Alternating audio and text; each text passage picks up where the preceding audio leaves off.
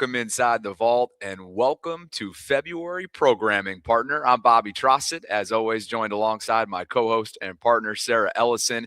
If you could, like the video on your way in today, subscribe, hit that notification bell, consider becoming a channel member or gift-giving membership this offseason. It is Monday, February 2nd. I am live from San Francisco, California, ahead of Super Bowl 60, not quite yet on Radio Row just because of the time difference and some Sunday night shenanigans with Jake Asman. We got a lot coming up this week, and we've got a lot coming up over the course of the next hour because, partner, it was a classic Friday afternoon news dump when we learned that Jesse Minter's first signature hire would be Bears offensive coordinator, who's the non-primary play caller under Ben Johnson, Declan Doyle. He's coming to Baltimore. He is 29 years old, the youngest OC now league-wide, and we're going to get your thoughts because, let's be honest, I've talked about this enough on my personal programming over the weekend. So I look forward to hearing your perspective right off the top. We'll also kind of get into, look, how much of a big swing this is. Yes, it comes with a level of risk attached to it as a first-year play caller. That tends to be the case. But there's a level of creativity that I think is being praised nationally. So we'll get into all that and more coming up over the course of the next hour, including the latest details on the ongoing search for Jesse's defensive coordinator. All that and more. It's great to see you. Let's have a week.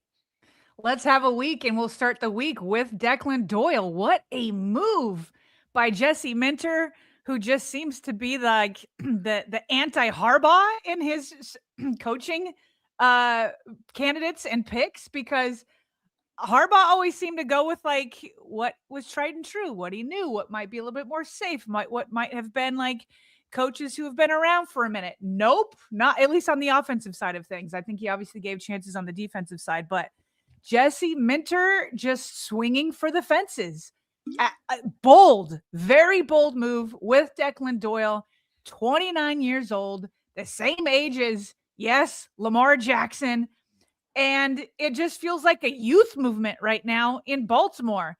I don't know who the defensive coordinator is going to become just yet, but between Jesse Minter at 42 years old, I mean, he's still at 42, I guess is not crazy young in the NFL. I think he's around like number 12, something like that. But Declan Doyle will be the youngest offensive coordinator taking on play calling duties for the first time. But Bobby, this has been seen before. I mean, Josh McDaniel, he was an offensive coordinator at 29 years old when he started. Kyle Shanahan started when he was 28. Here in Baltimore, we have a little bit more nerves because of what happened with Zach Orr on the defensive side. But let me tell you, he seems like a guy, because I've looked into this. These are the two things that are making people nervous. No play calling duties before, and he's super young. And so we've looked into a little bit about this. He wanted to prepare as if he was calling plays all the time, Bobby. So we'll get into some of those videos, but that's my reaction, is just that Jesse Minter is swinging for the fences. I think he's going for creativity. He's going for youth. He's going for bold. And I like two 29-year-olds together. I said this before he hired Declan, that I kind of like the idea of hungry, young coaches who have something to prove. And now he and Lamar can more collaborate than, say, when Monken was here, where Monken was like, hey, I've been around. Let me tell you how this is going to how to go. And I love Todd Monken. I'm not saying I didn't love him, but this is just a completely different philosophy from where they've been at recently. Declan himself is aware of his age because he's constantly asked about it. But in his interview with Ari Mirov from over the summer, before he actually started his first season under Ben Johnson, he was asked about it and talked extensively about that conversation. It really doesn't matter to me. You know, it's kind of one of those things, like the year I was born doesn't really determine how well I can do this job. I'm more focused on trying to be the best for our team, for our staff, trying to do everything I can to put our guys in position to have success. And so it gets brought up. I've been coaching. This is going to be my 10th season coaching. And so I don't really feel very young in it. I feel like I've been exposed to, some football, and I feel really comfortable doing the job. And that's the most important thing. Sarah, when he talks about he started at a young age, he was a student assistant for the Iowa Hawkeyes when he was there in school. So what, 19, 21 years old? If he's 29, and he said this last year, He was 19.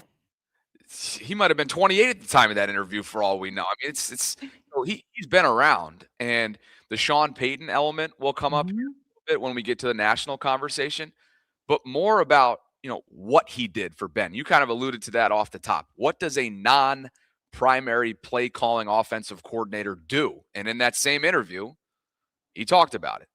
The season, we'll start to really hash out exactly what the responsibilities are. The biggest thing is we got to get a jump start on the tape, me and the rest of the staff. So we'll get a jump start on it. We'll start to prepare the game plan the way he would have when he was the coordinator. He's going to be handling some other responsibilities. And then when he's able to kind of transition back over to play caller, we have organized, the thoughts on how we're going to attack this defense, what kind of plays we want to run conceptually, and then, who do we need to feed the ball to? How is this defense going to view us from, what we're doing, and really set the table so that he can walk in and there's work already done, not he has to start from scratch. So the biggest thing is we're trying to save as much time for him as we possibly can. And obviously I'm spearheading that. I'm trying to orchestrating the rest of the staff, but we got to use our resources to try to make his life not as easy as possible, but just try to set him up for as much success as we possibly can. And Sarah, Bobby, I was just going to say on this topic of non-play calling offensive coordinators, Todd Haley, I just wanted to get to that, and then we'll get to the reactions. Todd Haley has had to play that role before. Here he is talking about, he goes into a little bit more detail than Declan Doyle did about how head coaches don't even have time to script the practices. Check this out. It's big. I mean, you are scripting. Head coach every single night of the week is not scripting practice. And that is, when you script a practice, it's first down, it's second down and short, it's second down and long, it's third and short, it's third and medium, it's third and long. Then you get into third down, third and short, third and medium, third and long. Then you get into red zone. Then you get it. So when you, as a coordinator, even if you're not calling the plays, you are diagramming the entire practice. And as the week goes on, plays that the quarterback loves, that look pretty good out there on the practice field, all that. The head coach is worrying about the defense. He's talking to the media, so it's your job as a non-play calling coordinator to then get the head coach up to speed. As once you get to Friday, Kenny Wisenhunt and I would spend 2-3 hours when everybody else went home on a Friday, before a game, we would spend it together talking through every one of those potential situations, and him just listening, to the things that I'm like, listen, this play sucks. I would take it off the call sheet if I were you. And it might have been a play that he came up with. You'll pop into the game planning process, but that's Tuesdays. I mean, Tuesdays as a head coach, you have so many different things you have to do. So, that position, I would never underplay that. So, Bobby, I mean, we know that the Ravens had interviewed Davis Webb, who, also came from the Sean Payton tree. But he hadn't even had the offensive coordinator position yet. He was still pass game coordinator. So that is, if you are going to be a first-time play caller, I would say the offensive coordinator, non-play caller role is the best training for it, because you are literally putting the game plan together, scripting out in practice, talking to the quarterback about it, and then telling the head coach which ones to leave in and which ones to leave out. Here's what works well on first, second, third down, all of it. So Declan Doyle has done all of the work, prepped coaches to do everything, and then just steps out last minute for him to take those play calls. But he practiced. He would take play call sheets with him to the games as if he was going to call the plays. So, I mean, he did everything he could minus play calling to prepare for this role. This was Ben Johnson's show, but like any good show, like any good conductor, you have guys, staff members behind you that are behind the scenes that are making that show run.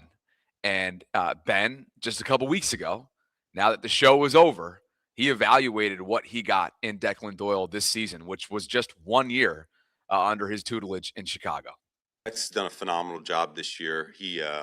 he's everything I thought he was going to be, and some. He's got tremendous presence in front of the players, extremely smart. He's picked up the offense quickly throughout the spring and camp, and has been able to augment to it.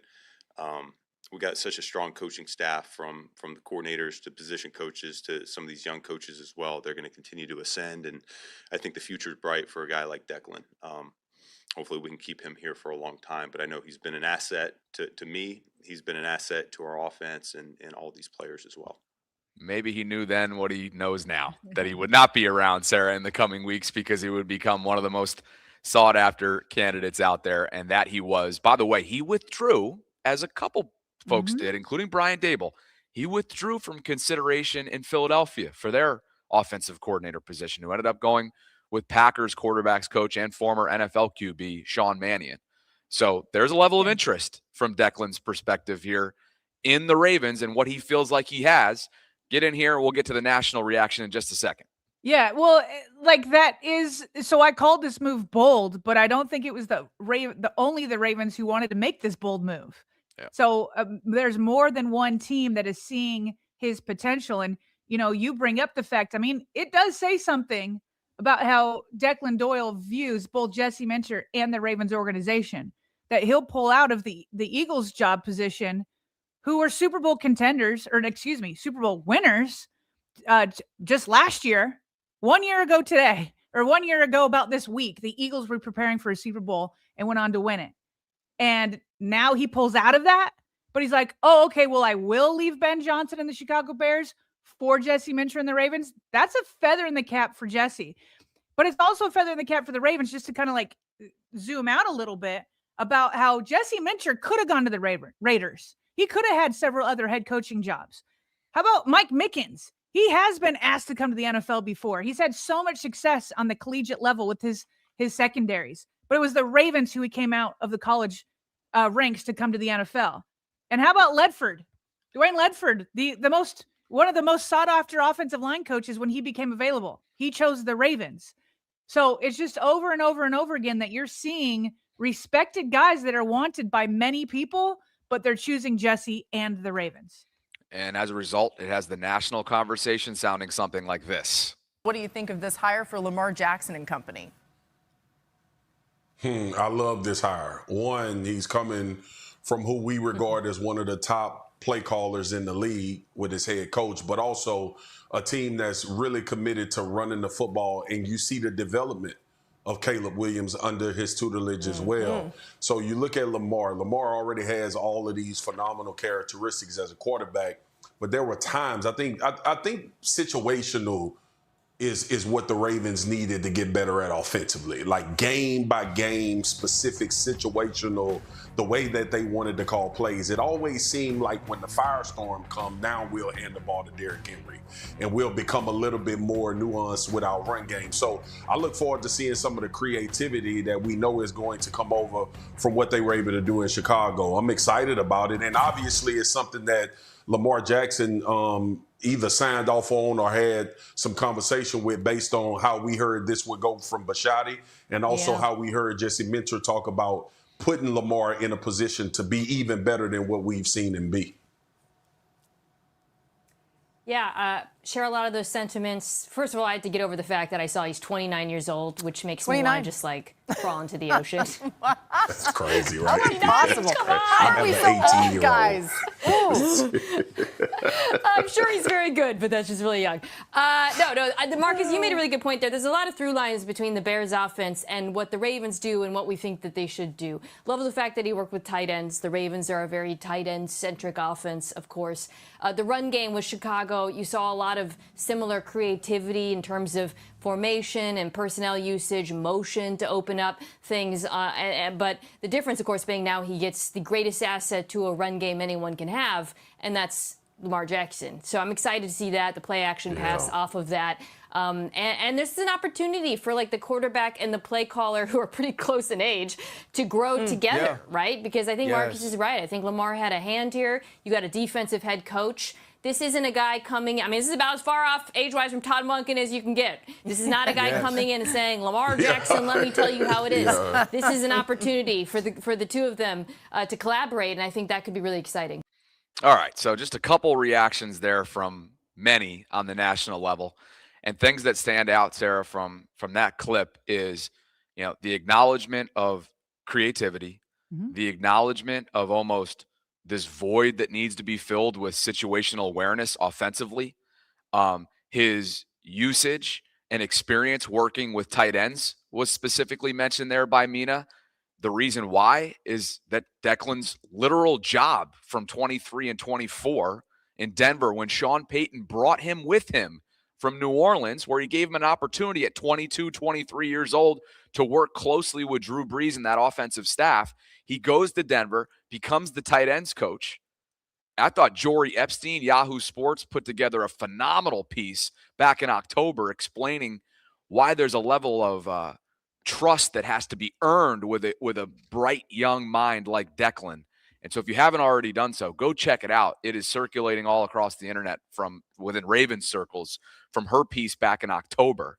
But in it, she explains that some of the veterans that he worked with, like his trust was earned almost immediately because of his football acumen, because of his experience, because of his demeanor, and most importantly, because of his track record. I mean, Sean has a tremendous amount of respect for him, and we know that Sean Payton's offensive mind is among the league's best. And so, by the way, maybe, just maybe, Tyler Linderbaum will have a chance to suit up with him offensively coming up because he reposted Jeff's tweet last week. And guess what? What year did Tyler begin in Iowa? 2018. When did Declan leave Iowa? 2018. So there was a little bit of overlap there, I think, for less than a year. Maybe that's just a little extra incentive for Tyler Linderbaum to be like, all right, yes, I will return. And maybe I'll return as maybe like a top 5 paid center instead of like resetting the market. How about that? I don't know, maybe top 3 instead of trying to reset the market. So Tyler Linderbaum, I looked it up the last time. First of all, he almost never just tweets. He just retweets. The last time he retweeted something was last August. So before the season, like in the middle of training camp. So he is not the most active guy in the world. So you know how people always put in their Twitter account, like, retweets do not mean endorsements. I'm sorry, but I am taking this as an endorsement from Tyler Linderbaum for sure. But you talked a little bit about the Sean Payton influence. What's funny is they were also targeting Davis Webb, obviously also working with Sean Payton. So it seems to me they are targeting a Sean Payton type of offense. And what's nice with Sean Payton is he does have a bit of creativity. And of course, I paid quite a bit of attention because he had Taysom Hill, who was a BYU quarterback from back in the day. And certainly no Lamar Jackson. There were some BYU players that got a little out of hand comparing Taysom Hill to Lamar Jackson. I'm not going to do that, even as a BYU alum. However, Taysom Hill is an athlete, and he does threaten defenses with both his legs and his arm, just does not have the legs that Lamar Jackson has.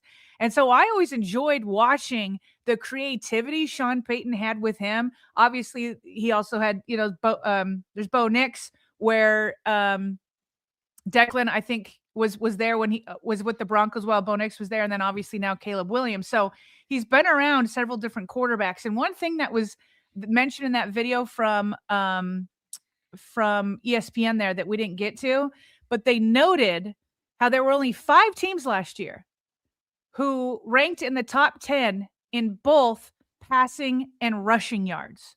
Declan Doyle being a part of that. So Declan Doyle knows how important it is for the Ravens to be balanced. They want to be balanced, because we want to threaten at any time with Lamar in his legs, obviously Derrick Henry by his side, or through the air with Zay Flowers or the tight ends. And so Doyle does have that experience as a Broncos tight end coach from 23 and 24 under Sean Payton. So he brings that. He brings experience with creativity with quarterbacks, and he understands the importance of both threatening both with through the air and on the ground. Can't be one way or the other.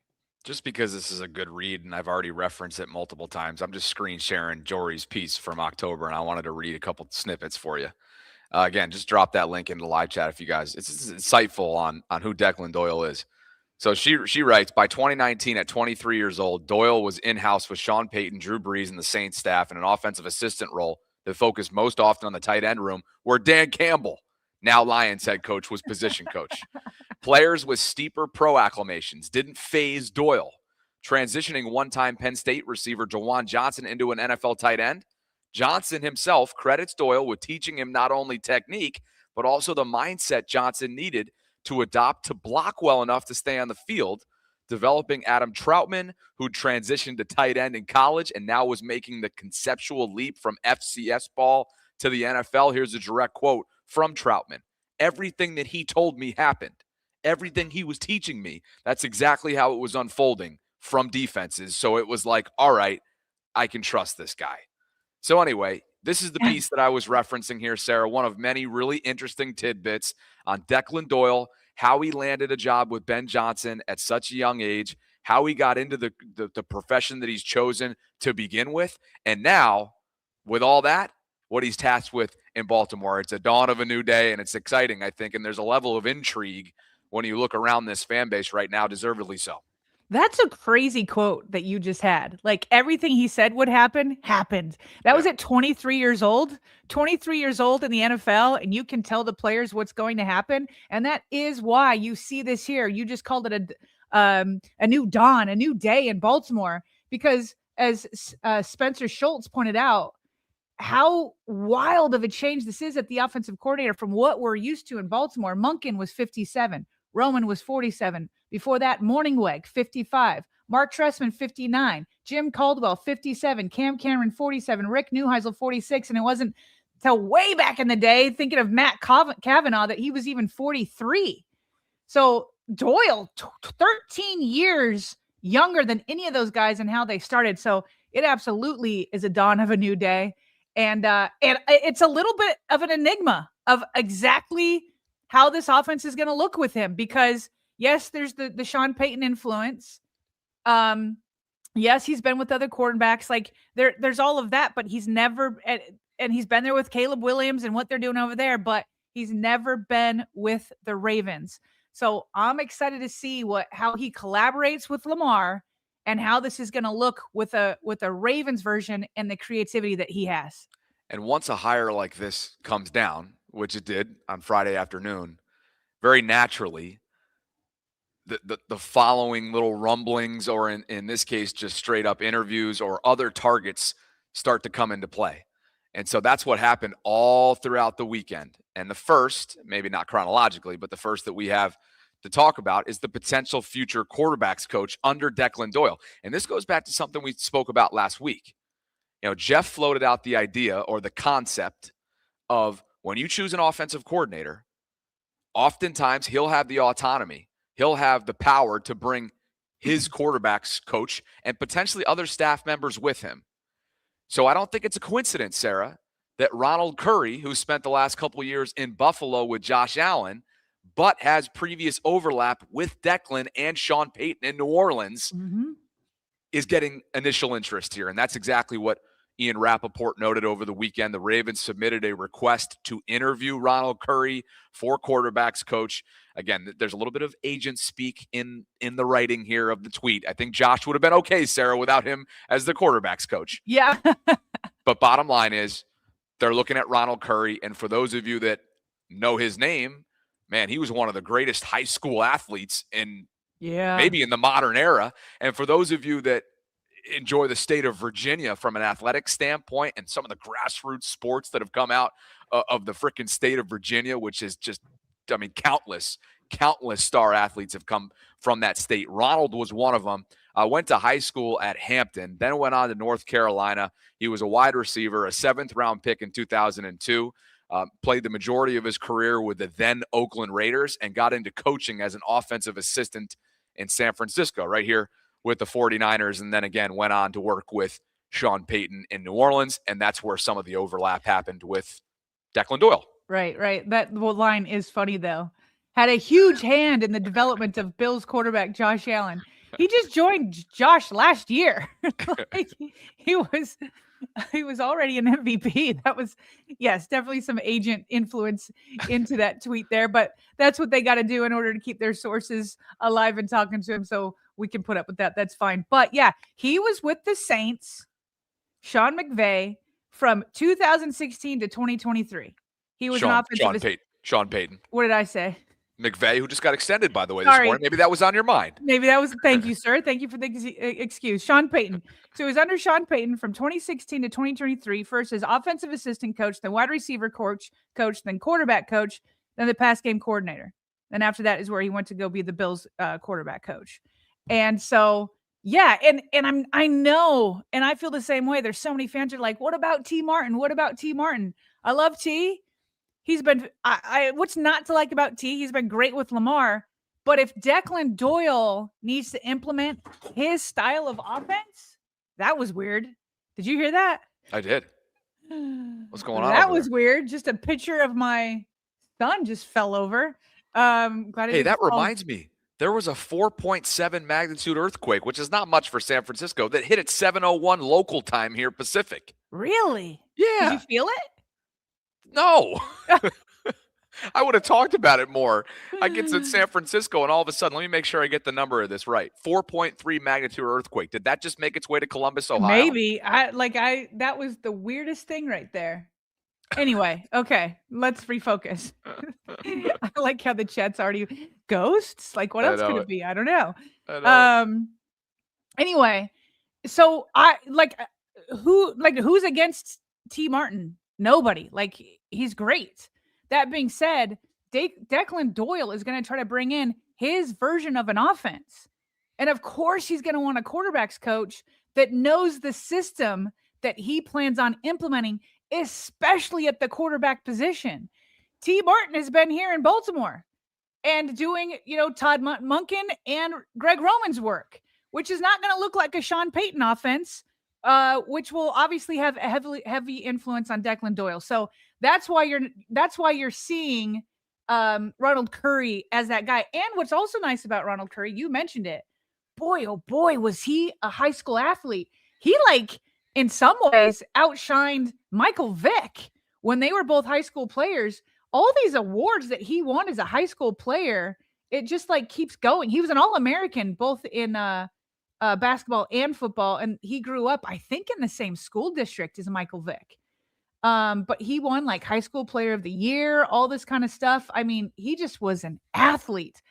So I also think that he knows a little bit about something of working with athletic quarterbacks. And Bobby, I also saw this.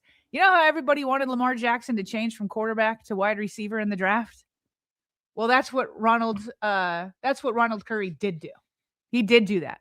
So you kind of wonder if he came after Lamar, would he have been asked to do that? But he switched to wide receiver, and so his NFL career wasn't super long. It certainly wasn't as long as probably he would have hoped when he was just an athletic high school phenom. But he knows something about being an athletic quarterback too. No kidding. Where's Allen Iverson originally from?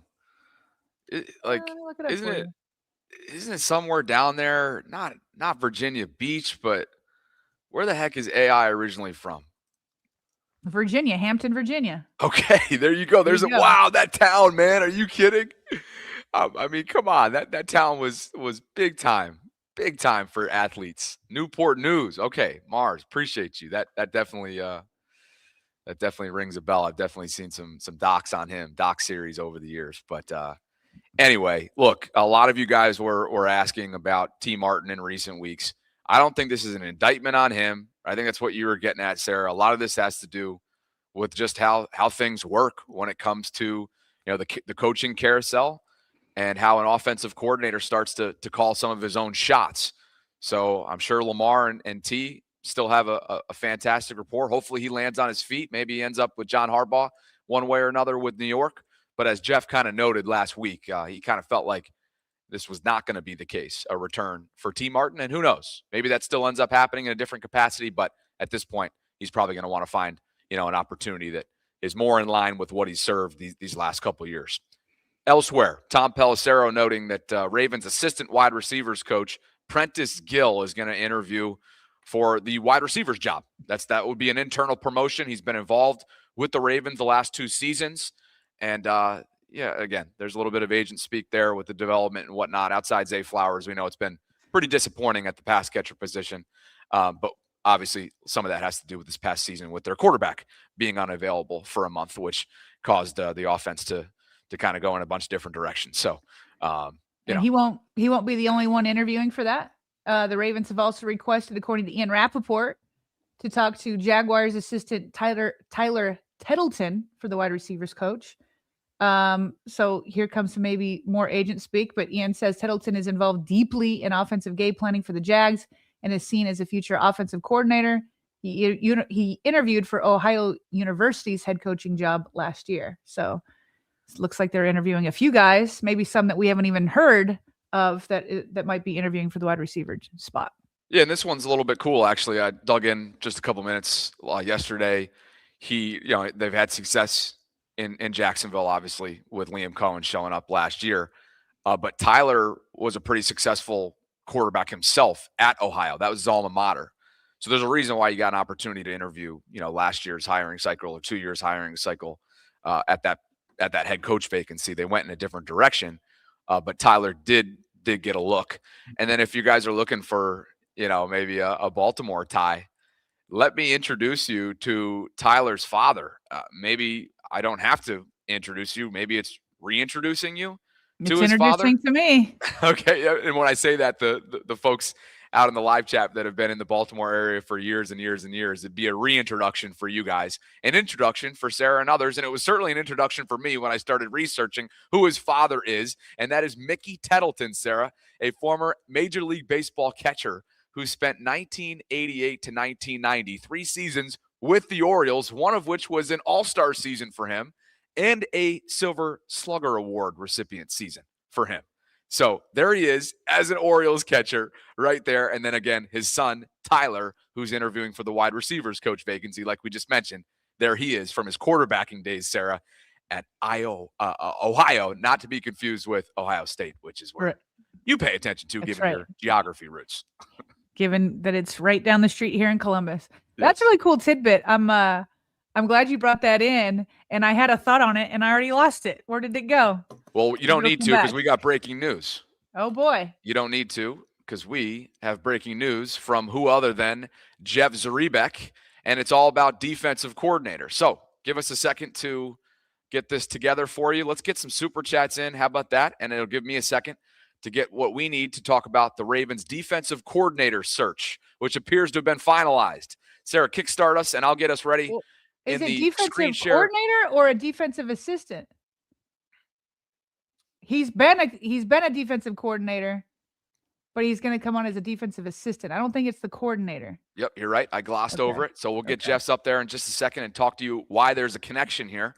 I actually did some research on this. I'm going to be able to talk about it off the cuff because there is a level of overlap here between the newest defensive assistant in Baltimore. We're coming to it in just a second. Why don't you get us started with M Daddy in the super chat category? Okay, M Daddy says, "What's up, guys? I hope Minter and Doyle both do great, but I am very skeptical. Neither guy is proven at what they have been hired for.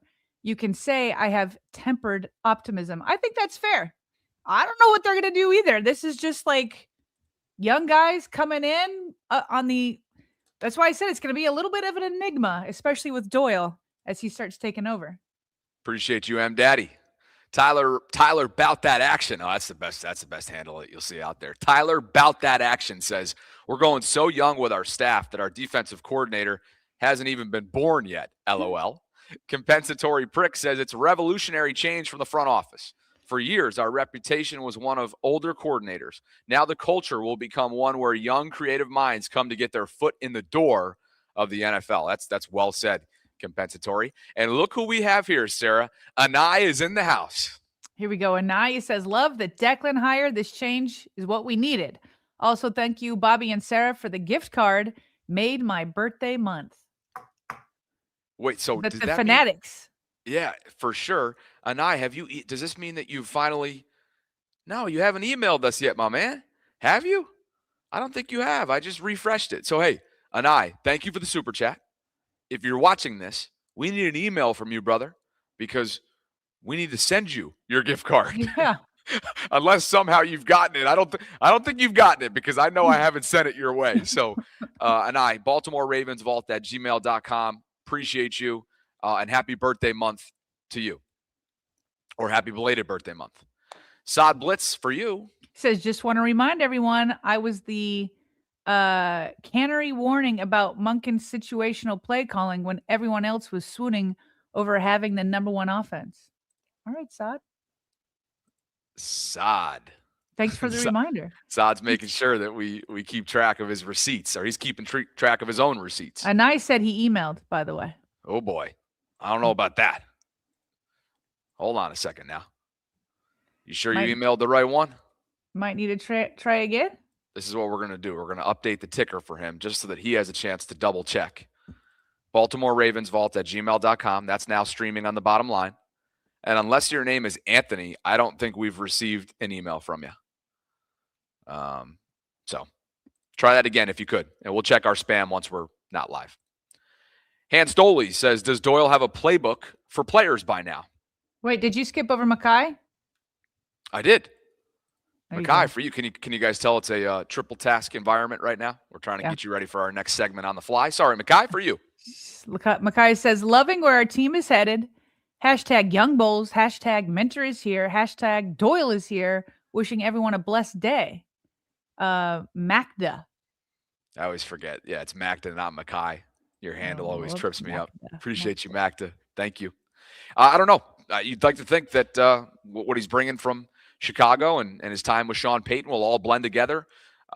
Combine that with what Jesse Minter's influence is and what his visions are for his overall team. Obviously, he'll handle and he'll be the primary show caller on the defensive side of the ball, but I'm sure it'll be a collaborative effort, Sarah, to put it all together. And being that we've already discussed that, he showed up on game day as if he was going to play, he was going to call plays, then you'd like to think there's a level of, terminology and philosophy that he's going to be bringing to Baltimore that he's already extensively spoken to Jesse about and how they're going to build it in Baltimore. Feels like that would be lightning fast if he already had the playbook for players. He was signed Friday afternoon and it's Monday morning. Yeah, maybe principles, concepts, fundamentals, maybe not the actual book itself. No.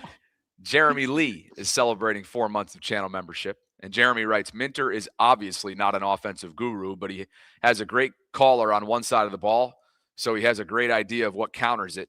We will be fine. Jeremy, thanks for 4 months of channel membership, brother. My Timber Shivered is here for you. It's justified to be concerned about no play calling, but we seemingly have the best amalgamation of scheme guys in the league. The playbooks will have more combinations than a middle school locker room. Timber never change. Thank you for the super chat. D-Rod is in the house with us, and he writes, so excited for this season. Getting younger at coaching will bring some life into our organization and the fans. Love you guys, and thanks for everything. D-Rod, thanks for being you. Appreciate the super chat. And Sudesh is leading us into our breaking news, and we will get to that in just a second. PJ Volker joining the group as a defensive assistant. We're going to talk about that in the coming moments. Appreciate you guys for being with us on this Monday. It is Super Bowl week. I'm live from San Francisco in Radio Row all week long. Going to go head on over there and be at our setup with Jake Asman, who covers the Jets extensively in the YouTube space all week long. Hopefully get some different guests, insights, and perspectives in and out of the show as much as we possibly can. So appreciate you guys for being with us today. Over 3,100 concurrents and counting. Please like the video on your way in. Subscribe if you haven't already done so. Hit that notification bell. Consider becoming a channel member or gift-giving membership this offseason. We'll get to more super chats as they come in. Partner, the up-to-date state of the Ravens on the defensive side of the ball is basically, we know they're still searching for a defensive coordinator that will work under Jesse Minter. Jesse will be the head man on game day, and he will be the primary play caller. And as Jeff notes, there are still a couple teams out there that are looking for their defensive coordinators. The Ravens are one of those. Cleveland's obviously finds itself in a little bit of a precarious situation, knowing that Jim Schwartz reportedly stormed out of the building after he was passed over by ownership, by general manager Andrew Berry, and they went with Todd Monken. We'll see what happens there. The Raiders and Cardinals, who just made their head coaches finalized, by the way, even though Clint Kubiak, I guess, has to wait technically to go pen to paper until after the Super Bowl is over. And then Mike LaFleur is going to be the next Cardinals head coach. So they're looking to fill out their staff as of the last 24 hours or so. And then the Titans will look for somebody in a non-primary play caller role, knowing that Robert Saleh will handle things on that side of the ball. Now, what we do know as of moments ago, and we've teased it a couple times already, so let's just dive right in. PJ Volker is one of Jesse Minter's latest hires, Sarah, according to Jeff Zrebiec of The Athletic. He is the Navy football right down the road in Annapolis, if you're in the Baltimore area, defensive coordinator. He wants to join, and Jesse's poaching him, look like as a defensive assistant here, according to Jeff. And there's a lot of deep ties between the two. They coached together at Georgia State and Indiana State, and they played college football together. They're best friends. And there's a lot of writing out there that goes back years. There's a lot of overlap here. There's a deep tie friendship. And now it looks like one of his trusted buddies, one of his former teammates, one of his former coaching teammates is joining him in Baltimore to bring as much continuity, familiarity, and you name it to what's going to be a pretty big challenge ahead for Jesse. Yeah, this is interesting. So they obviously have that overlap. I'm still learning a little bit about PJ even as you're talking because this news just came down. So obviously the defensive coordinator at Navy in his 7th year, and he was coaching linebackers. So obviously that would not be his job here because the Ravens have Tyler Santucci. Santucci, thank you, was the name I was looking for. So this will be interesting. So there's no news on what role, which assistant coach spot he's taking. There's no news on that. I think just there could be multiple defensive assistants within Jesse's tree, if you will. An assistant is sometimes called the linebacker coach. Like they're all assistants, like a linebacker coach, a secondary coach, all of that. So I didn't know if he was over a position. But it doesn't. Yeah, all we have is the title for now. Okay. But I think in reading up on Jesse last week, it became but it's not clear a title. to me. He's called a defensive assistant. Correct. So it's not his title. Just to be clear. Correct. There is no title attached to it. Yeah. But I think when you look back at Jesse's career and then you follow along with PJ and you see the overlap, you see the crossover there, you want trusted guys in the building. You want trusted people in the building, and this seems like a total no-brainer. Not to mention, for PJ, he probably doesn't even have to move his family unless they want to go from Annapolis to Owings Mills. So exactly. Look, I reached out to Navy last week. Funny enough, I actually wanted to have him on the program, and he was out recruiting, and I was told no. So we could potentially circle back with not Navy, but someone else to find, PJ. And for him, he goes from Navy football to the NFL. And this has just come down, according to Jeff, here recently. And, along the lines of defensive coordinator talk, Sarah, and this is not that, like we've mentioned. PJ will serve as a defensive assistant. We'll wait for a specific title in the coming days and weeks. But someone that the Ravens did have in the building, at least initially, to have a conversation about defensive coordinator in that opening was Jim Leonhard, who was in the building in 2008. That was John Harbaugh's first year as one of his safeties. Jim was also a Buffalo Bill at one point in his career, and now he's going to be again. And this just makes sense when you look at it on paper. I get it. This would have been a really attractive name, an attractive candidate to bring into Baltimore. But when you look at the two, and if it came down between Buffalo and Baltimore, it makes a lot of sense why he chose the Bills. This is not an indictment against the Ravens. This is, what are my game day and overall responsibilities going to be? And because Jesse Minter is running the show on that side of the ball, and because Joe Brady, who was just named Sean McDermott's successor in Buffalo, is handling the offensive side of the ball, of course you want to go and be the primary play caller. I don't know if it's as simple as that, but when I look at it like that, Sarah, it seems pretty cut and dry. Pretty cut and dry for sure. We said that even before. We were like, I'm sure he'd love to return to Baltimore, but like he'd have complete autonomy and just completely take over the defense in Buffalo. Jeff Zrebiec said, though, he tweeted this morning when he was replying to some questions, he said that Jim was like a real possibility, which I never thought he was, because I thought the Bills was the more attractive spot in terms of responsibility that he'd be handed. But I guess he was Jeff was like, oh yeah, he was in the mix up until like 11 a.m. The other day. So anyway, that's that. And I do want to just go back to PJ Volker, just because I'm, again, learning stuff on the fly. Last year, he was offered a job by the Chargers with Jim Harbaugh. and he turned it down to continue to be the defensive coordinator for Navy. So again, it just goes to show you. I just talked about all of them. Jesse Minter could have gone elsewhere. Leonhard could have been elsewhere. Volker could have been elsewhere. Doyle could have been elsewhere with the Eagles. I mean, all these guys are like, now stay where I'm at. And then the Ravens come calling and they're like, okay, bet. So, but like you said, there's some overlap and they were friends. So it all makes sense. But that does still make us wonder, Bobby, if we can transition, unless you have anything else you want to say about Volker. Well, look, Navy had a pretty successful season. We should probably just talk quickly about his side of the ball and what the midshipmen did successfully this year. And look, I'm not saying I'm watching a bunch of Navy football, but I certainly watch Army Navy, as a lot of us do. And it's the most, I got to be honest with you, I put the Army Navy game and the Olympics as the two most significant career milestones for me personally since I got into this business. And I worked one Army Navy game in 2019 in Philadelphia. And it was when Malcolm Perry ran all over the Army West Point cadets that day. For those of you that watched this rivalry, this spectacle of sport for years running. And look, Navy they beat Army, which is the biggest win for them, obviously, and the biggest date that you circle on the calendar when the schedules come out. Was it a low-scoring game? It was. There you go, defense. Okay. Guess how many points PJ's group allowed? 10. And look, I'm not saying this is the most high-flying Army West Point attack, okay? Army Navy those games aren't typically offensive displays, all right, in not historically. But PJ's group did hold them to 16 points that day. 16. Okay. So there you go. There you go. PJ Volker. And again, it was a very successful season for the Navy midshipmen. Just two losses. And granted, they did give up quite a bit of points in those losses, Sarah, as you would expect. One of them was against frickin' Notre Dame, who was a top 10 ranked opponent, and the other was against North Texas. So just two losses. Good for him. They won their bowl game against Cincinnati. They held Cincinnati to just 13 points.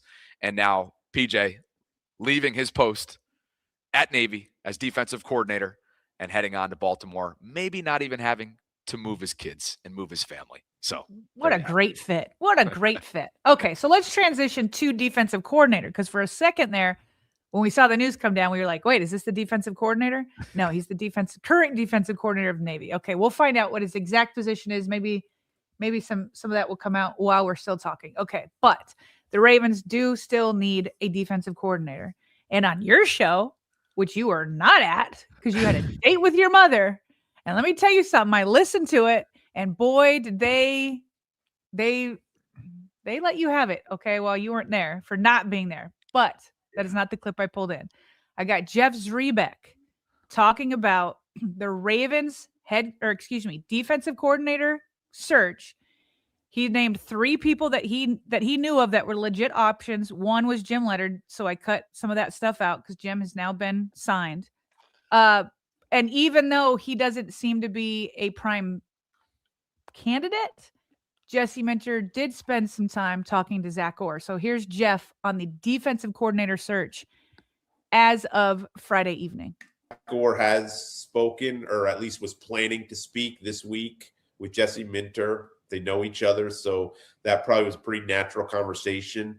I think Zach Orr probably would prefer, and I haven't talked directly to Zach, but he has a lot of interest out there, mostly in linebacker, positions, but there's still teams looking for defensive coordinators. So he could hold out for a while, but I think it would be best for both parties for him to move on. Things and making calls today that seems to be in place. I think there's teams waiting on Jim Schwartz to see what happens there. And I think Jim Schwartz, not for the Ravens necessarily, because I don't think they just see that as realistic. Well, Jim Schwartz is not going to come for a non-play calling role. But I think other teams want him, but he's still under contract with the Browns. So he has to figure a way to get out of that contract, become available. Once he does, there could very well be a feeding frenzy for Jim Schwartz, who could make another option fall in the Ravens' lap. So I think Jim Leonhard's a legitimate candidate. I think Joe Cullen, the Kansas City Chiefs defensive line coach is a legitimate candidate. And another name that we haven't talked a whole lot about in this capacity, I think Anthony Weaver is very much a good candidate. Joe Cullen, Anthony Weaver, two guys that would be in, I think, make sense in non-play calling DC roles, and two guys that are D-line coaches that would focus on that front line. Yeah. And that's when I interviewed Brent Urban, he said he was the best coach he's ever had in his Anthony career. Weaver?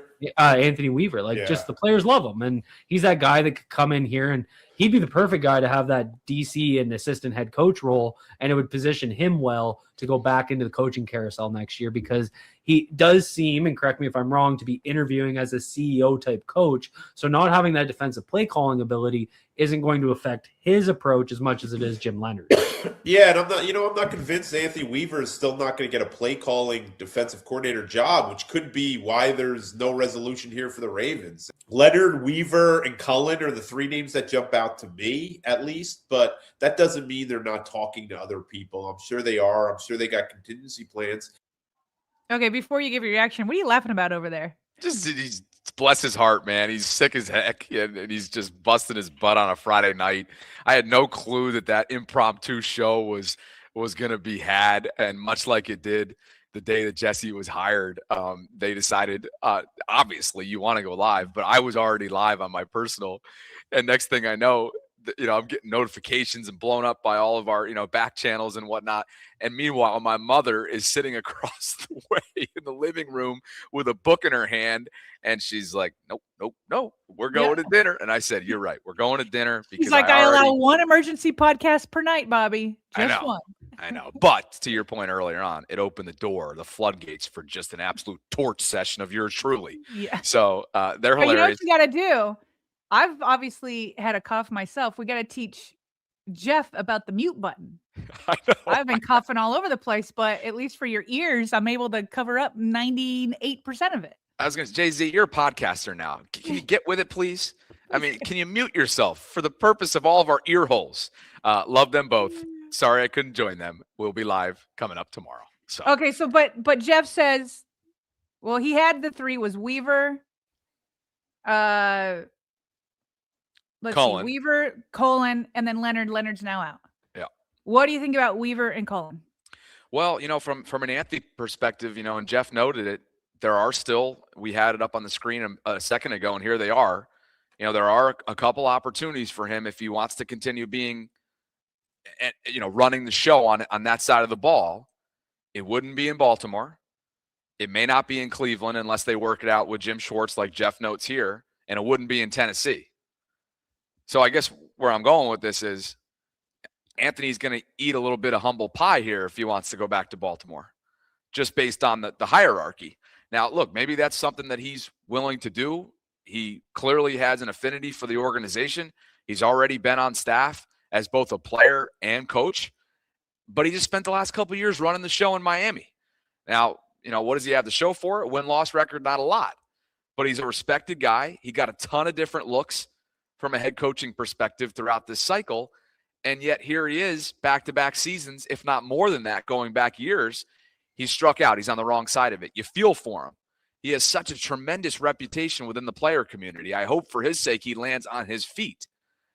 Jeff's calling it a realistic possibility. You're going to lean on that. But when I look at it, it is like it's a step back for him. But he might have to do that, whether it's with the Ravens or elsewhere, obviously. But we'll see. I think Weaver might be one reason, along with Schwartz, as Jeff noted, why the defensive coordinator position search is kind of stalled for a second. As Jeff said, other teams want to know what's going to happen with Schwartz. Is he going to get out of Cleveland? And if Cleveland opens up, I don't think the Ravens have to worry about them as competition. Titans, they're in the same position that the Ravens are in a non-defensive play caller role. Okay. So, but Raiders, if I'm Weave, I might want to wait for that because it's Clint Kubiak who's going to be the offensive coordinator / head coach. And so he can have more autonomy on the defensive side. Maybe the same thing with the Cardinals. So the Ravens, maybe he's the Ravens' top choice, or they have a 1A and a 1B. I guarantee they have all these different combinations of who would be good under different circumstances. Obviously, I'm not so worried as who it's going to be because it's really Jesse that's going to be heading the whole thing. He just needs to find somebody that works well with him and can prep him the way Declan Doyle did for Ben Johnson for the Chicago Bears last year. So I'm not super worried about it. But I would love Anthony Weaver, and quite frankly, I'd like Colin too. I just like that because Minter and Cole mentioned this on your show too. Minter and Mickens really have the secondary down, right? So bring in somebody that has a little bit more experience and their specialty is more the front seven. Colin or Weaver could fulfill that kind of specialization. So I think he's got some good options. And again, I'm just not that worried because it's Jesse's show. I was going to say, no doubt that the two candidates that could potentially be down to now, their expertise is what the Ravens desperately need in their building. They need their defensive line revitalized, developed in some cases, and rejuvenated. And you'd like to think that both of those guys, both of those veterans would be able to do that. I hate to put this mojo out there, and I don't do it as a way of foreseeing what could potentially happen in the future. But there have been times where head coaches who are drinking from the fire hose as a game day play caller ultimately decide that they have to delegate. And because this is Jesse's first time going through it, there is a level of foresight that Anthony could potentially have to say, get me in the building, and maybe those duties end up in my lap. Again, knocking on wood, I'm not throwing that out there with the hope of that happening. And all things lead to Jesse being the guy. And the way that he's going about this process is pretty freaking exciting if you're a Ravens fan. And it's got the NFL watching, and it's got guys lining up at the door. But I'm just saying, we've seen that before. You hope to not see it again in Baltimore. That scenario could be out there.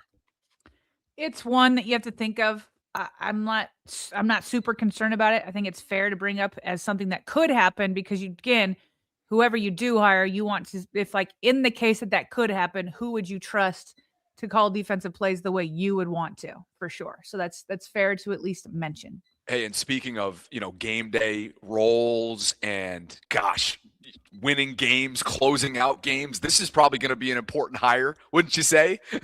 So the Ravens are hiring, according to Schefter here, former Colts assistant Charlie Gelman as their game manager and coordinator and a defensive assistant.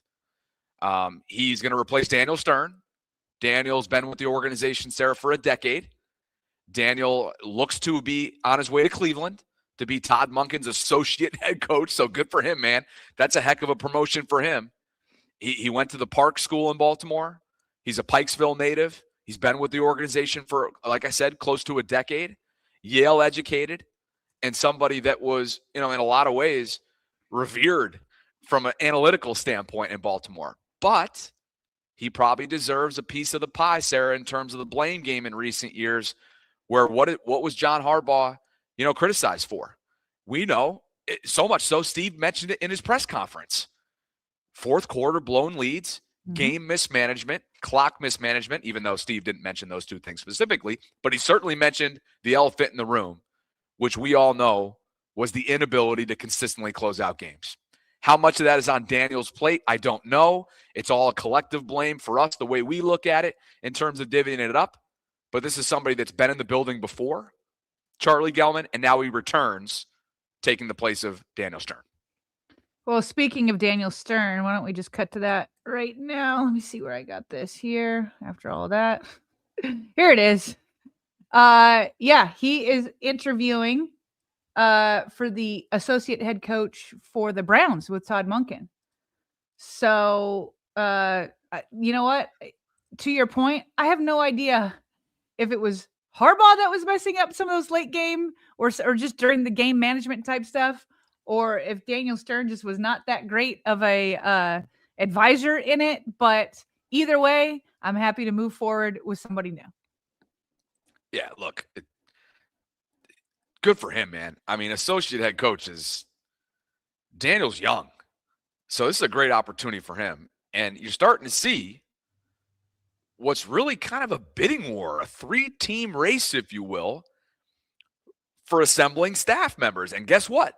We're going to see this in a month from now, in a sense, you would think, when it comes to the personnel side, on the player side of things, come free agency. And I'm talking about the New York Giants.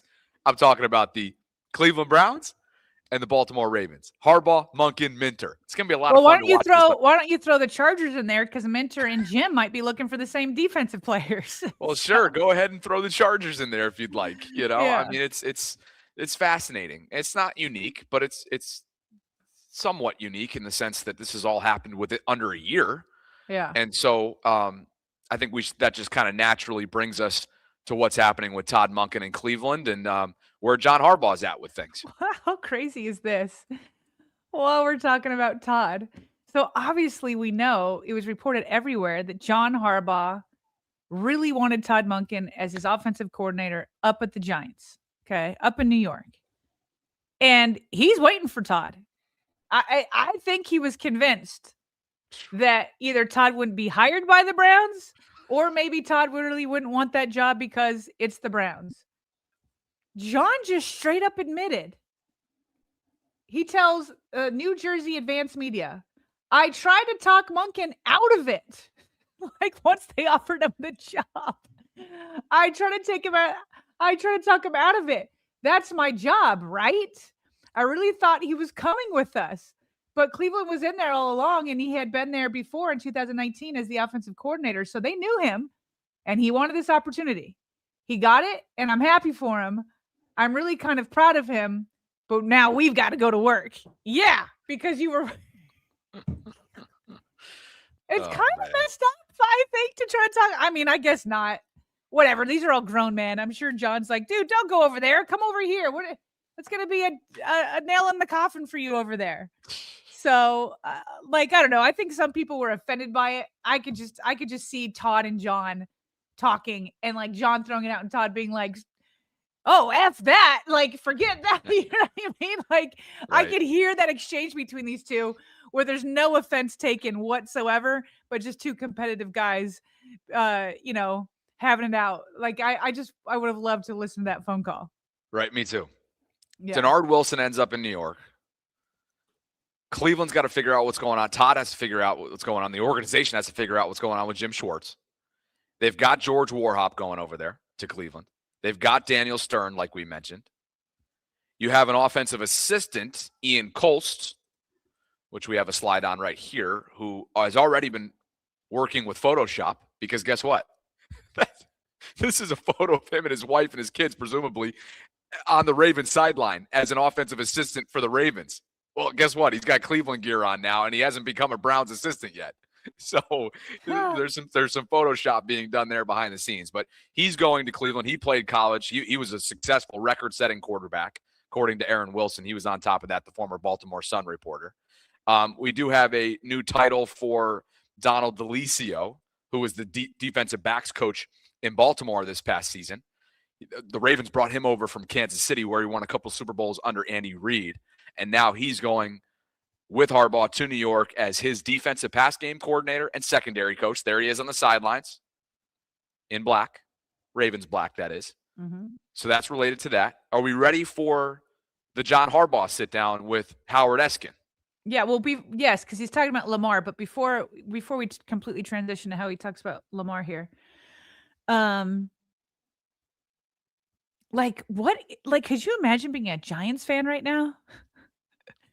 Where it's like, hey, our savior's here. This is going to be amazing. And now we're like all these weeks into the process, and so many offensive coordinators have been gobbled up, and now he's just getting started. And John's not an offensive guru. They've got Jackson Dart. And it's like, wait, who's going to lead the offense? Like, who for real is going to be? I mean, who is John going to get? I don't know. I think Cliff's in on it. I think Cliff Kingsbury's a candidate for that. Okay. And enjoy. Now, here's the funny part. I don't have to imagine it because it's all over my inbox. Everybody in all walks of life, whether it be my brothers, friends from home, you name it. The excitement level, despite the fact that, like you just mentioned, they have not hired an offensive coordinator yet, is through the roof. It hasn't worn out yet. They're still very, very excited about everything that John is doing. Okay. Oh. All right.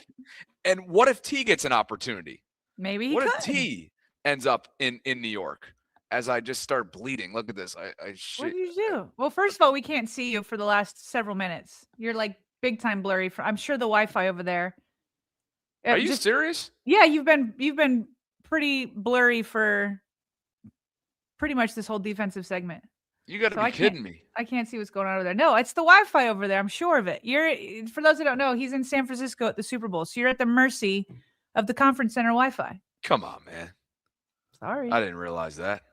Sorry about that. You sounded okay. You've sounded fine. Sorry about that, guys. There's a little bit of a cluster, you know what, going on over here. But so yeah, I don't know. All right, but get to the video. The video of John asked about Lamar. Yeah. This was a sit down with Howard Eskin. These guys, I think they overlapped during their Philadelphia days. Howard's a longtime radio personality. And let me just set it up by saying that the question was not asked accurately. The way that he kind of pinned, well, listen, we'll talk about it on the other side. Yeah. Listen to this.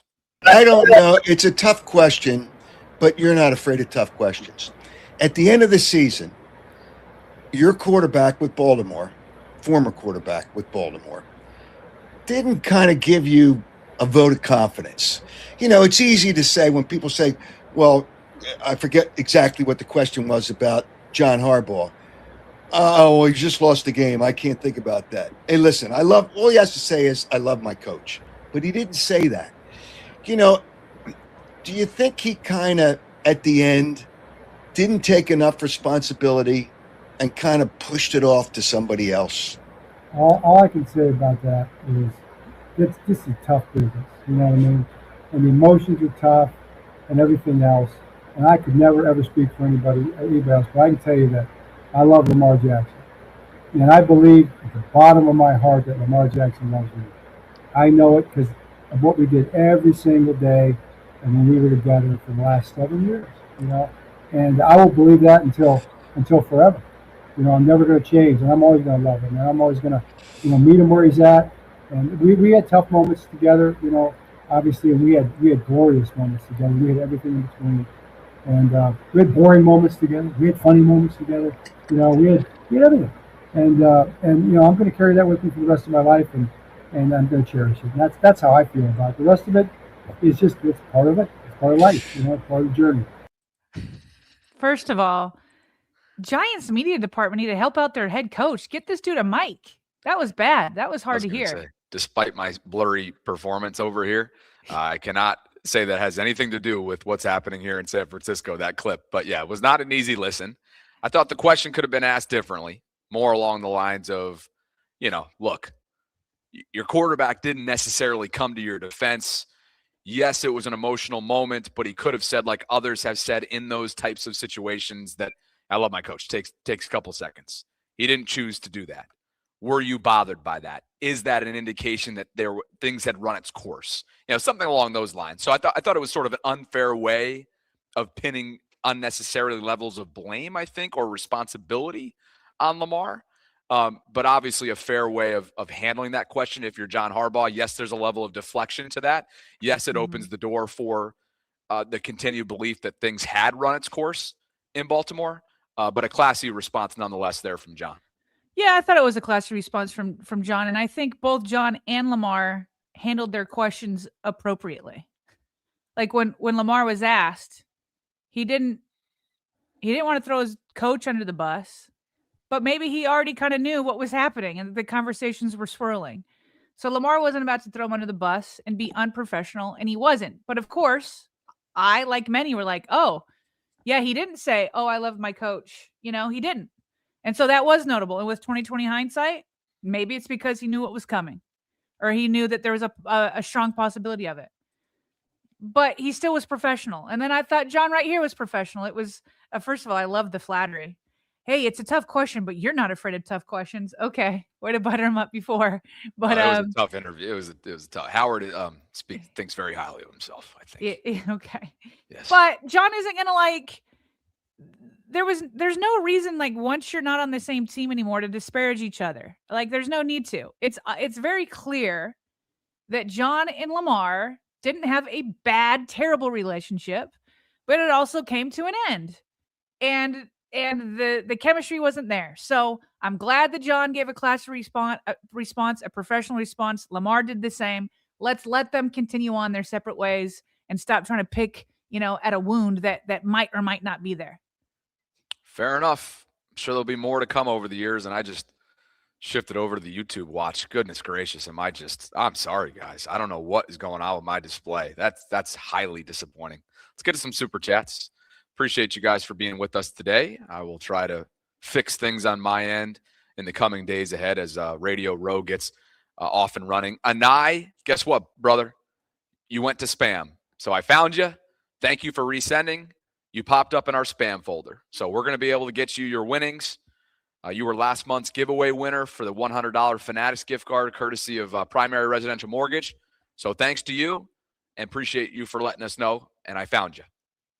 Sod Blitz says, I want Weaver, bring Big 98 back to where it all started, back home. And Macta's with us. Macta says, I was featured in the Ravens Wired and emailed y'all the video after the Bears game. Probably got missed. Doyle being here now reminded me. LOL. All right, we'll take a look at that. Very cool. Back to the Bears game. How long are we going back now? Well, we just played the Bears. That was the Tyler Huntley beat them, remember? Well, I'm saying it's with the way the news cycle's been in our inbox. Goodness gracious. Oh, I see. That's going back a bit. Thank you, Macta. Sod Blitz writes, fun fact, when I was in high school, Aaron Wilson was the prep beat writer for Carroll County Times. I would read his articles about our games on Saturday mornings. That's crazy. I remember when he was Carroll County Times. That's actually how I met Aaron, is when he was working for them. Look at that. And he says the Sun bought the Times. Aaron got promoted to Ravens beat writer under Mike Preston, then got his offer from the Chronicle and moved to Houston. Yeah. And how about this, Sod? That's when he overlapped with Jake Asman, friend of the program, who I'm partnering up with this week on Radio Row, who's now a Jets content creator. But Jake got his radio career started in Houston, Sarah. So that's where they ended up doing some things related to Texans coverage, and now they're every year without fail I run into those guys. Thanks, Sod, and appreciate all you guys for being with us. Let's get some quick hits, Sarah. Under the cryptic tab, you can file this. Nnamdi Madubuike, who does not tweet. I repeat, does not tweet. He tweeted over the weekend, or prior to the weekend beginning, Friday afternoon, Sarah, with a good news and a prayer emoji. Interesting. Twitter typically is the football epicenter for news and whatnot. So this is either completely random, or this has something to do about his neck condition, Sarah, that ended his season almost before it even started and really developed into something extremely ominous, unpredictable, and uncertain around his football future. John Harbaugh was asked about it multiple times. DeCosta's been asked about it, and they all kind of just say, hey, we'll have something on this. It's a private matter, really, for the player, whether it be HIPAA related or not, Sarah. And they've just kind of kept it in that privacy wall. He also retweeted this Bible verse right here. It said, do not be afraid. I bring you good news that will cause great joy for all the people. Are we talking about Baltimoreans, like fans of the Ravens? It's cryptic, Sarah. We don't know other than just pure speculation. But hopefully for him, it ends up being something that's maybe potentially good for his neck. All right. Well, to your point, the last time Justin Madubuike tweeted something, like actually tweeted something, was June 16th, 2024. And it was Big Tank in all caps. The last time he retweeted something was October 30th, 2024. So to your point, he doesn't have a big presence on Twitter. Okay. Also, Nnamdi Madubuike. I'm looking at his Twitter account. It says Justin Nnamdi Madubuike. Nnamdi is a smart guy.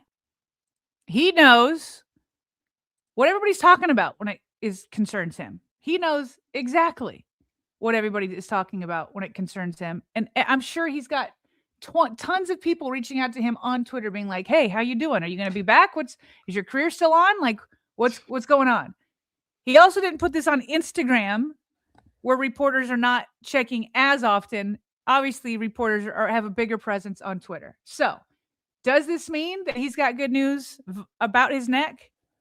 I don't know, but he knows the media landscape, and it would be a massive, massive troll if he put that out, knowing how everybody would react. And that it's got 12,000 likes, 777 comments, and most of them are about his neck. So he knows the landscape in which he's tweeting. So my hope, while I don't know, my hope is that this means he can play again. It's a hope for him personally. I've already seen Zach Orr have to end his career prematurely. It's not fun to watch. You feel terrible for the guys. So first and foremost, I hope it for him. Then I hope it for Ravens fans and what he could do for the Ravens defense. I hope it for Jesse Minter. I hope it for the pass rushers, Mike Green, whoever else they bring in this offseason. So yeah, him putting it out there, knowing the landscape, I really hope he was talking about his neck. Best wishes for him, regardless of what it is. Hopefully it's something that's worth celebrating. We talked about this, really all throughout the show, but all vacancies are no longer vacant. It hasn't gone pen to paper yet in Vegas because Clint Kubiak's playing for a Super Bowl with Seattle this weekend. But he's expected to be the next Raiders head coach. The Cardinals are going with Mike LaFleur.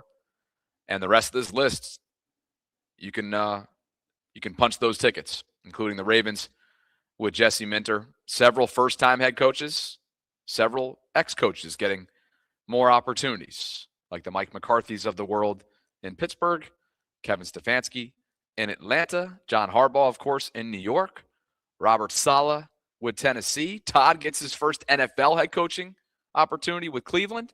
Jeff Hafley, first time in Miami.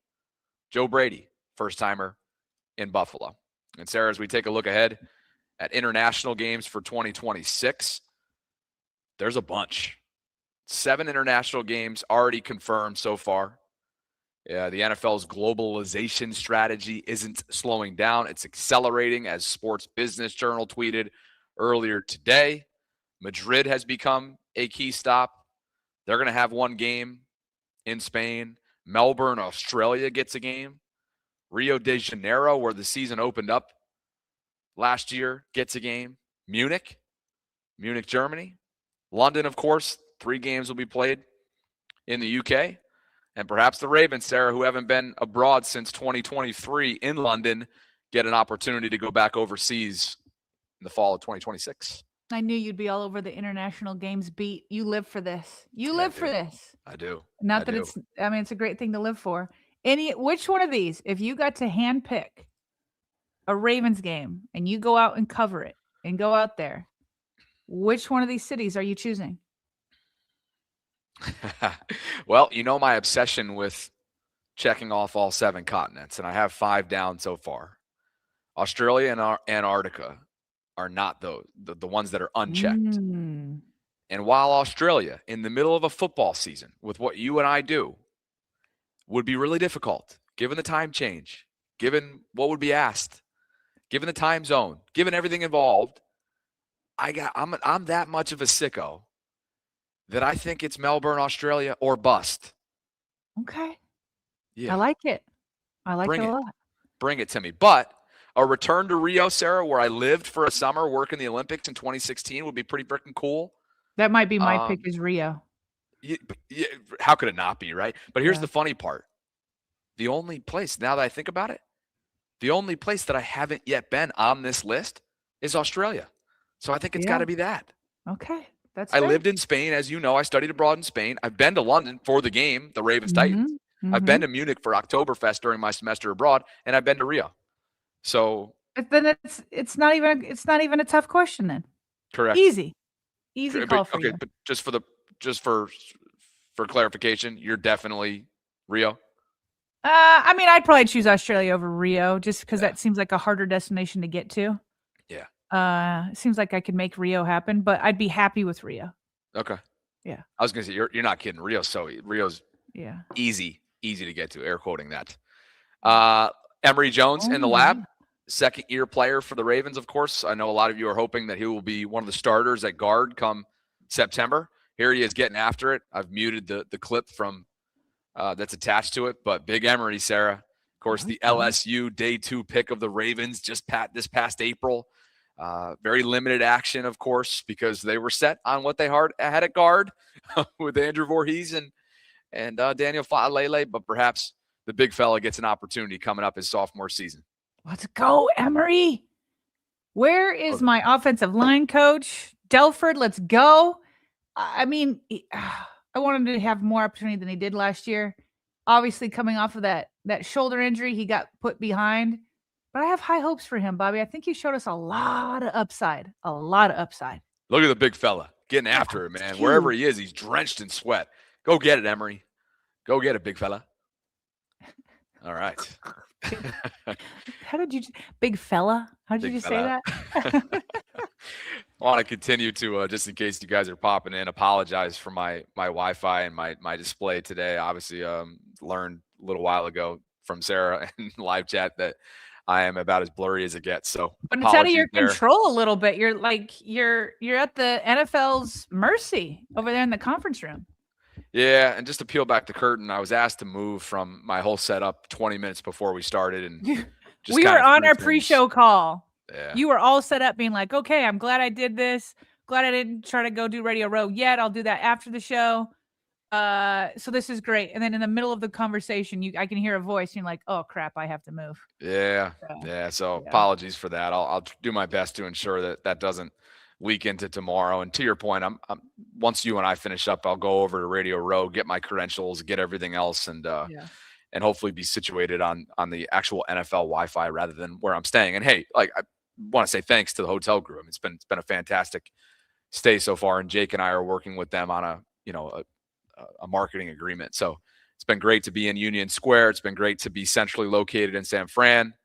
And Hotel Emblem is, kind enough to be working with me over on my side of things. So nice. I want to be clear on that. And let's get some super chats before we get on out of here. Hayes says, Nnamdi woke up hearing Harbaugh is gone. Beaks 2026 is on. The ambitious Cap is celebrating 7 months of channel membership with us. It says, is this 2026 season considered Super Bowl or bust? Some Ravens fans are disappointed in the hire. I love the hire. SO, shout out to both of you for your hard work. Last year, I called Super Bowl or bust for John Harbaugh on the team, for sure. I don't think you can say Super Bowl or bust with the first-year head coach. Now, because of the bust part of it. That said, I still like a Super Bowl or bust mentality. But if we're talking about real change and thinking Steve Bisciotti would make a move, no. Maybe no, I wouldn't even put Eric DeCosta in that Super Bowl or bust position just yet. Not after how Steve handled questions related to him. Yeah. No, again, I like the Super Bowl or bust mentality, but like an actual change up after this year, I don't see that in the first year of having made so many changes. Toey and Steven, shout out you both. You guys give us consistent monthly support through Patreon, and we appreciate you guys. Shout out to you guys. Thanks for all the love and what you guys provide to us on a monthly basis for being part of our Patreon community. We have a pinned comment right now in our live chat. If you'd like to learn more about what we offer over there, it's patreon.com/Ravens Vault Podcast. So go check it out. And Wes says, I absolutely hate the international games. Depriving teams of a home game and not giving extra buys is bananas. And Sarah, there would come some logistical challenges when you're playing in Australia. The NFL obviously would have to, cater to you before and after that trip, and build the schedule out accordingly, knowing that you'd be transitioning back, from down under. So, it's not for everybody. I get it, and I'm sure teams don't love it that's a new site as well, and I get that. I do. Okay. Yeah. I get it. I get it both ways. You're expanding, trying to make it a bigger product, but it does stink to lose a home game, and the travel is rough. The travel is rough, especially depending on which city you go to. 90 minutes of content down, a whole week ahead of us. Appreciate you guys for being with us. We did have some breaking news related to PJ Volker, who will become Jesse Minter's defensive assistant. We'll wait and see what he's up to specifically in terms of that title and everything else that should come along with it. But looking forward to this week in San Francisco. And again, appreciate your patience, guys, today with me on the logistical back end there. We'll try and get that cleaned up in the hours ahead. So for Sarah, I'm Bobby signing off from this Monday Ravens Lunch Hour live stream. A lot more coming up. Appreciate you guys. Like the video if you could on your way out. Subscribe to the channel. Hit that notification bell. Consider becoming a channel member or gift-giving membership this offseason. And Sarah and I will be back with you on Tuesday right here inside the Vault. Thank you, Vaultrons. We'll catch up with you soon.